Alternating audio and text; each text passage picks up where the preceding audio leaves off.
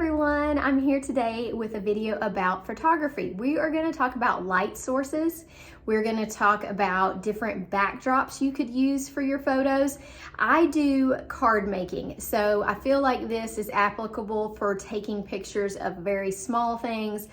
Definitely applicable to all of our card makers and paper crafters on how we're taking photos. I don't have any affiliate links that I can think of at this point for any of these products, but if you are shopping for other craft items, I will make sure and put my links in the description below. Those help give me a small commission, and right now, being a new YouTuber, if any of you out there are new, you know that makes all the difference in the world. It is so hard to keep up your website and to keep up your YouTube without getting any income.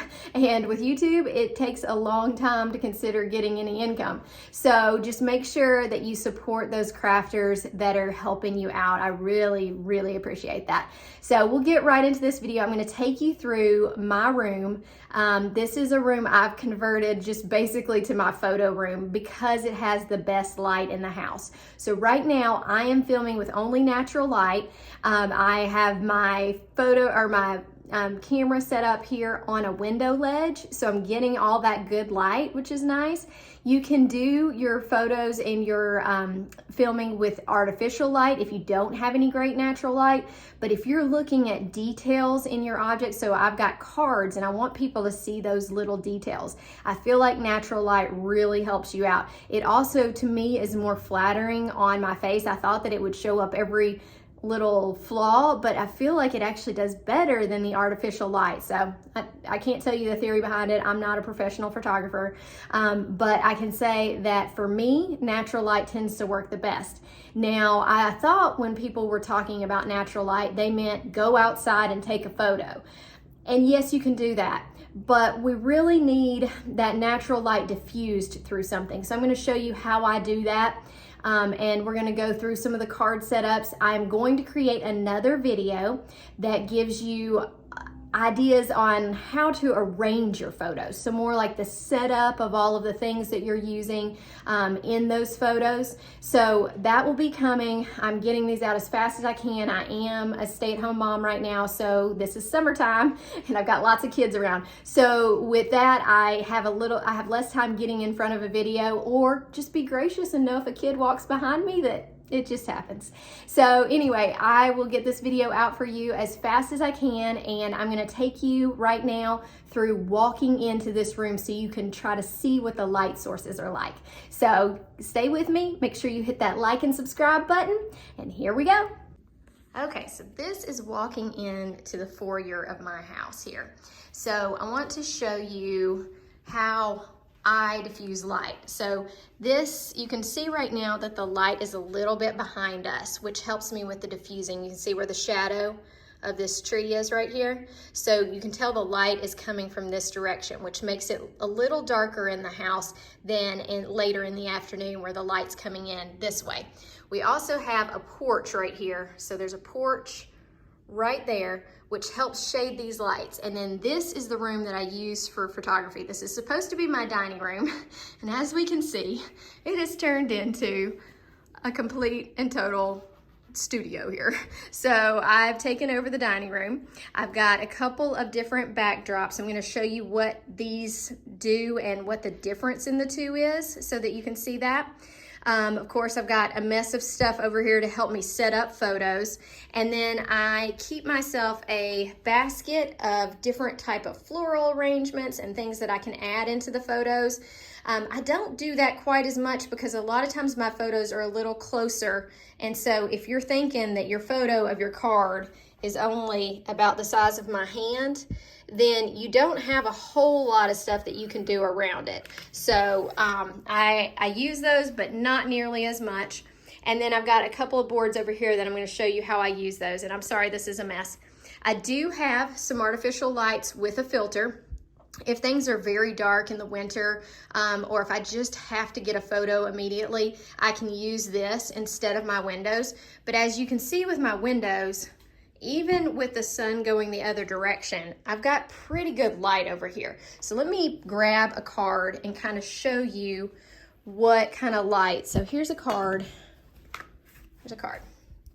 Do you see how my light is. So I've got a little bit of shadow going this direction, which I really like having. So I love having that shadow there. I think that just gives it a little bit of depth. You can remove all your shadows if you want, but you can see all of my splatter marks. This is vellum, okay? So I feel like you can see those details really well, even with my light not at the perfect spot. Now I'm gonna take this card and I'm going to put it in some place that is not close to natural light, and we'll look at the difference. Okay, here's a photo with limited natural light. So this is in a dark hallway, and you can still see details on it, and you may be able to edit it and make it look just like your other options. But in general, it's one of those that I would much rather have my natural light, if all possible, because I can make this photo way more light and airy with my editing than I can starting off from a super dark photo. Okay, so now I'm going to see this big light that I have back here. Let's see if I can point my fingers right. So now I'm gonna show you what that card looks like using artificial light. So we've still got some natural light in this room, but look what happens and how it washes out when I turn this light on. Okay, so I've got my light on here. Okay, we can see that it's giving good light over here. I mean, it looks nice, but I feel like my details are just, I can still see them, but I just feel like there's a lot more shadow back behind here, and it's kind of washing out my hello. Now, you definitely cannot see your metallic elements very well unless you point them into the light. So this is artificial. I'm going to show you what it's like to point it into the light with the natural. Okay, now I'm going to point this into the light with natural light. You still get that great look. I just really like the shadow coming from this direction, but when I'm trying to show off gold, I will point it this way, okay, so that I can see those gold elements. But I definitely like my light coming from the side. I just feel like that gives it a nice direction, and you'll see with photo setup and such that can really make a difference. So here's what this background looks like. You can tell my background's a little beat up. You're not gonna notice that at all in the pictures. I've even scratched it up here, but once you've edited everything, you really aren't gonna notice that at all. Okay, so currently here is how I have my backdrop set up. So I've got something behind me, I've got this on the bottom. These are about 2 feet wide, and when I go to take a picture, I usually grab one of my foam boards too. So I could use these other whiteboards and kind of add a little bit of light bouncing this direction, but I've just got these are made by V-Flat, but they're really just poster board. I mean, can you see that? It's just like that foam poster board, so you could really make it from anything, and it's bent like that, which helps it stand up. So here's what I do. Put it right here, okay, and I have it right there. That is bouncing my light back towards this card this direction. So when I'm taking a photo, I don't know if you can tell the difference right now, but this helps just add more light to it. It also, let's show you what it does when we do artificial light. You can point your artificial light at this. So we'll grab our artificial light. I'm gonna put it right here. See how you can see the artificial light in the shadow right there? Okay, so that's me and the artificial light standing there. Okay, so it takes that away and it bounces that light back. So see how there's not much, there's less of a shadow right here. That light's bouncing back. And that, if you need just natural or non-natural light, you don't have it in your house, this is a great way to do it. So you get lots of light here.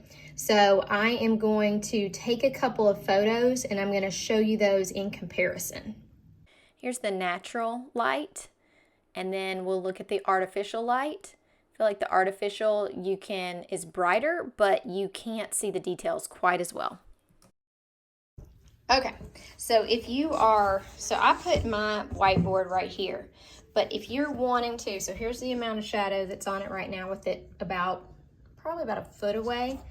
I can move this up and create more light and angles. So I can angle it down and get some different light. You can see the different angles and how that changes. It's hard because I think my camera kind of self-adjusts for light changes, but that can also make a difference. So my number one recommendation is to get yourself a white poster board.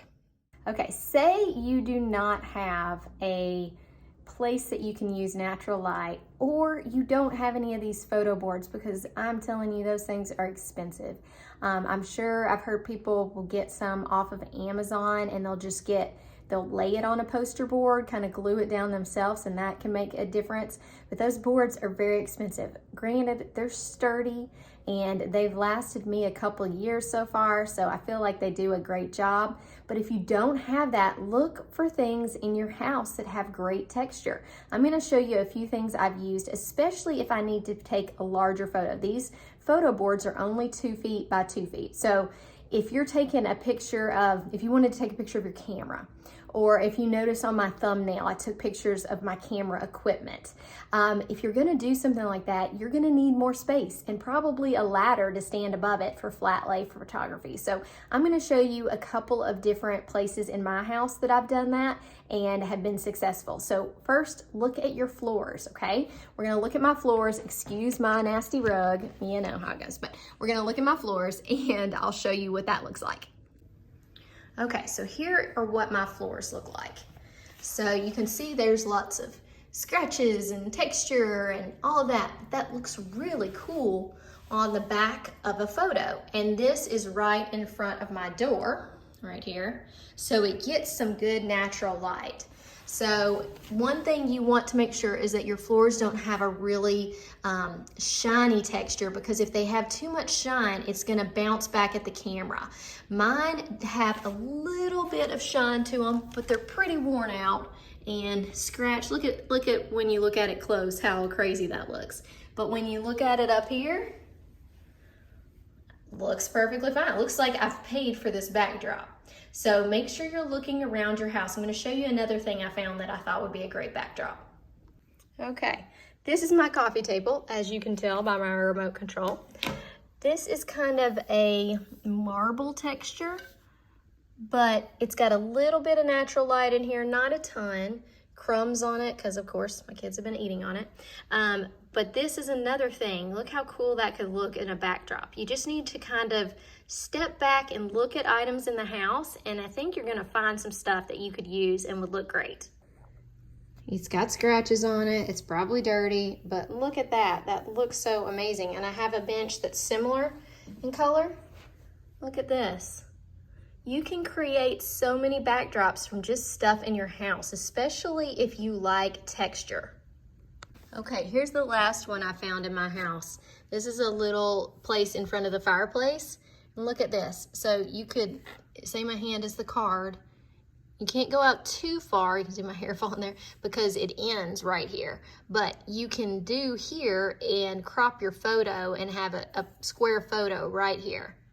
So just remember, you've got lots of options, and it has brick on the back too. So if you set here and set your card up right here, look at how cool that would look. So I encourage all of you to try to do some backgrounds of things in your house. Okay, so here's some brick. Just awesome. Okay, so we've looked at lots of options for backdrops. You can buy them. You can find them in your house. I would love to see what you guys find in your house and show it to me. I would love to see it. So make sure that you tag me if you take any photos, especially on Instagram. I'm at NICKIHEARTSCARDS on Instagram. So, and my name is NICKI, so make sure you spell it right. But I'm on Instagram. I would love to hear from you over there too. So if you have any questions, if you want me to tackle some other issues with photography, then make sure to let me know. The next video on photography is going to be about how I set up the photos. So I've got that in the works. Like I said, it's summertime, so sometimes it takes me a little longer to get the videos out so that I can get this time to myself to be able to film. So, but stick with me and make sure you subscribe to the channel, hit the like button, and use my links if you're going shopping for anything today. I appreciate it so much. Every time you click one of those, it makes such a difference, and you would be amazed at how little that happens. So I always love it when you do it, so please do. And then make sure that if you need anything else, you check out that Facebook group.